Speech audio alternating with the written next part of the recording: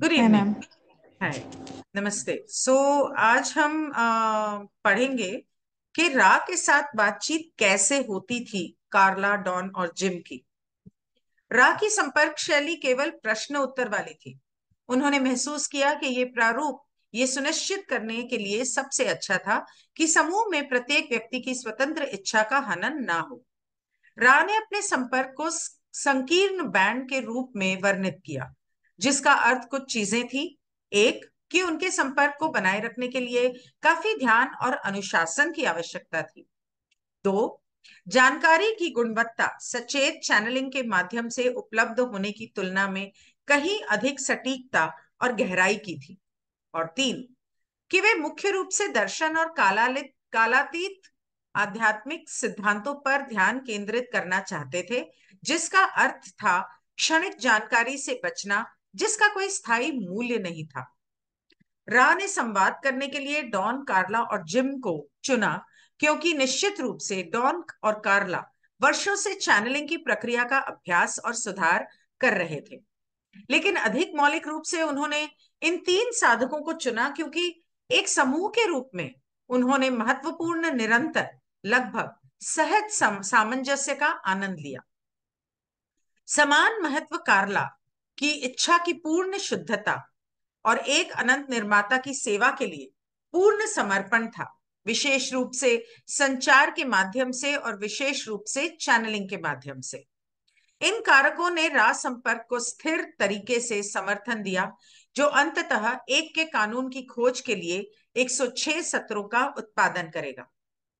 राह के साथ संपर्क की तैयारी प्रत्येक सत्र आयोजित होने से एक रात पहले शुरू की जाती थी। डॉन, कार्ला और जिम एक साथ ध्यान करते थे और फिर पिछले सत्र में जाकर राह के सामने रखने के लिए नए प्रश्न तैयार करते थे। ये पता चला कि यौन ऊर्जा हस्तांतरण ने कार्ला की महत्वपूर्ण ऊर्जाओं को बढ़ाकर रा सत्रों को लंबा कर दिया। इसलिए कार्ला और जिम पहले से ही एक अंतरंग संबंध विकसित कर चुके थे। इस हस्तांतरण को वो क्रिएटर और रा संपर्क को समर्पित करेंगे। सत्र की सुबह डॉन, कार्ला और जिम हल्का नाश्ता करते और फिर जिम गठिया के दर्द से राहत पाने के लिए कार्ला की पीठ की मालिश करता, जो अंततः उसके लगभग 1 घंटे तक बिना हिले डुले पड़े रहने के कारण होता था।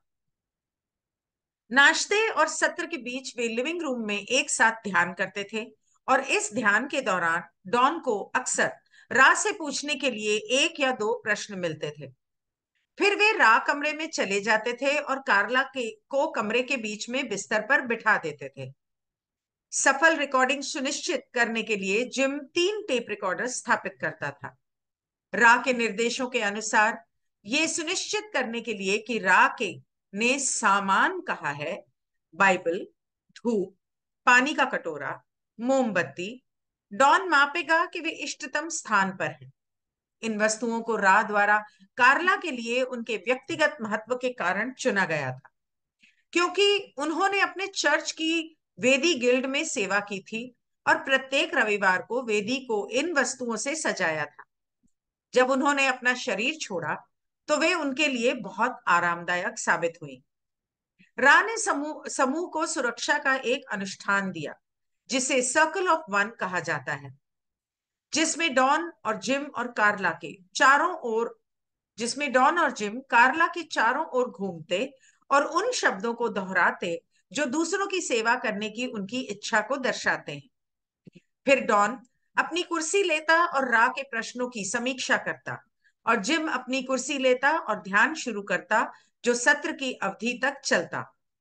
वो कल्पना करेगा कि कर वो कल्पना करता कि प्रकाश कार्ला के ऊर्जा केंद्रों के माध्यम से उसके सर के ऊपर से उसके पैरों के तलवों तक जा रहा है। सर्कल ऑफ वन को पूरा करने के 1 या 2 मिनट के भीतर रा सत्र शुरू कर देता। रा के साथ 3 साल के संपर्क के दौरान डॉन रा से 26,000 से अधिक प्रश्न पूछने में सक्षम हुआ। उनके उत्तरों ने उसे पहेली के इस टुकड़ों को एक साथ फिट करने की अनुमति दी, जिसकी उसे अपने सबसे बड़े, सबसे जरूरी सवालों के जवाब देने के लिए आवश्यकता थी। तो ये था रा का संपर्क। See you soon. Good bye.